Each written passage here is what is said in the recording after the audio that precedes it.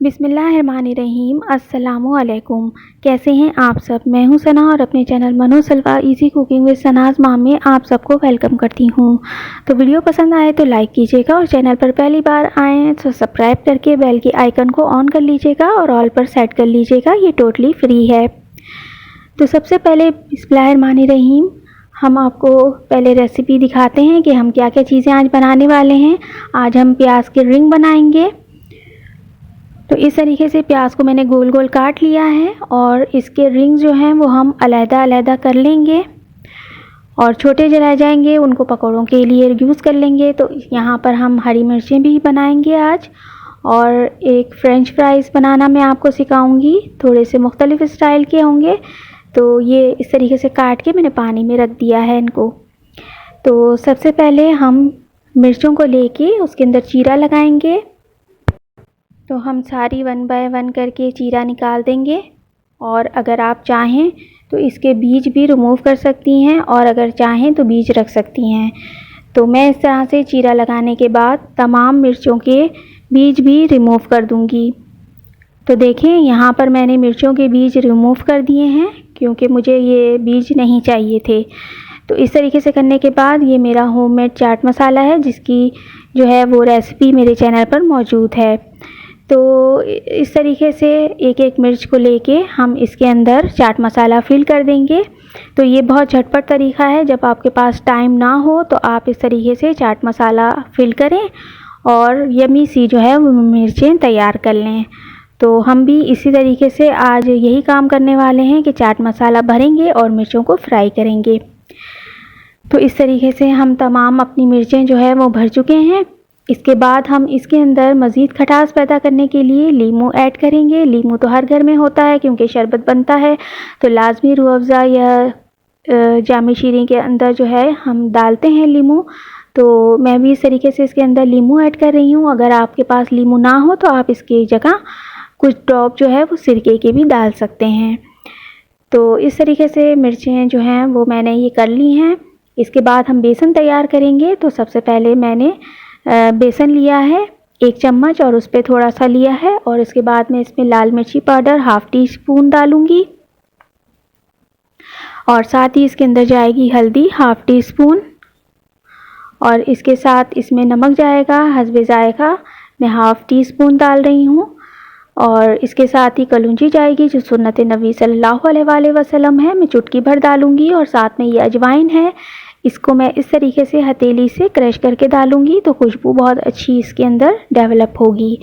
तो इस तरीके से इसके अंदर अब जो है 1 टेबल स्पून ज़ीरा, धनिया और कुटी हुई काली मिर्च है, ये मैं ऐड कर दूंगी इसके अंदर। इससे बहुत अच्छा फ्लेवर जो है वो आता है। तो हम पहले ड्राई ही इसको अच्छी तरीके से मिक्स करेंगे ताकि ये वेल कंबाइन हो जाए हमारा बेसन के साथ। तो इस तरीके से जब मिक्स हो जाएगा तो फिर हम इसको थोड़ा थोड़ा पानी करके एक पेस्ट बनाएंगे, जो पेस्ट जो है हमारा ना बहुत ज़्यादा पतला होगा और ना बहुत ज़्यादा गाढ़ा होगा। तो इस तरीके से हम थोड़ा थोड़ा पानी डालते हुए अपने पेस्ट को जो है वो बना लेंगे। तो आप जो है वो देख सकती हैं, ये आप देख सकती हैं कि किस तरीके से मैंने पेस्ट जो है वो बना लिया है। तो ये मिर्चें मैंने डाल दी थी, इसकी रिकॉर्डिंग नहीं हो पाई तो मैं इसके लिए आपसे माज़रत चाहती हूँ।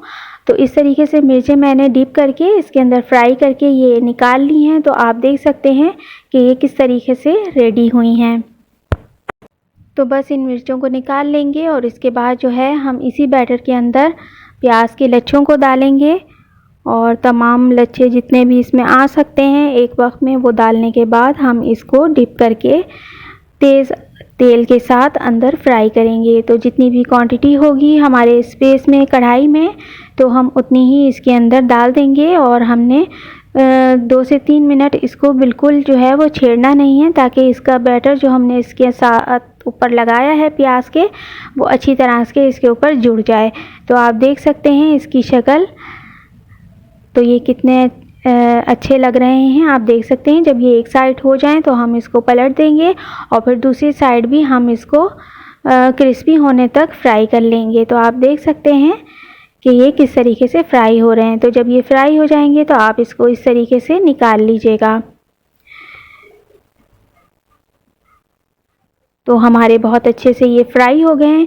इसके साथ ही हम जो है वो फ्रेंच फ्राइज़ भी इसी बैटर के अंदर डाल के और फिर इसको भी 1 बाय 1 करके हमने जो है ये फ्रेंच फ्राइज़ को डालना है, ताकि ये चिपके नहीं और गरम तेल में जब हम डालेंगे तो ये जुड़ेंगे नहीं एक के साथ, तो अलग अलग रहेंगे और बहुत अच्छे क्रिस्पी होने तक इनको फ्राई करना है। तो देखिए हमारी जो है वो सेकंड बैच भी फ्रेंच फ्राइज़ का तैयार हो गया था, तो ये मैं निकाल रही हूँ।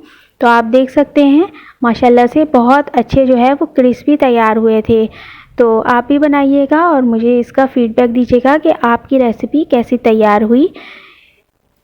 तो जितने भी मेरे सब्सक्राइबर हैं उनका बहुत शुक्रिया जो मेरी वीडियो को पसंद करते हैं। तो देखिए ये मैंने निकाल दिया है, आप देख सकते हैं मिर्चें और ऑनियन को जिस तरीके से मैंने बनाया है आज, और फ्रेंच फ्राइज़। तो इसको मैंने चटनी के साथ टमाटो केचप, ये भी मेरा होममेड है, मैं आपको सिखा चुकी हूँ, इसके साथ मैंने इसको सर्व किया है। तो आप भी बनाइए और खाइए, मज़े लीजिए, एंजॉय कीजिए माह रमज़ान के बबरकत महीने में। तो मुझे अपनी दुआओं में ज़रूर याद कीजिएगा और मुझे इजाज़त दीजिए Manu Salwa easy cooking with Sanaz mom से। Thanks for watching. अल्लाह हाफिज़।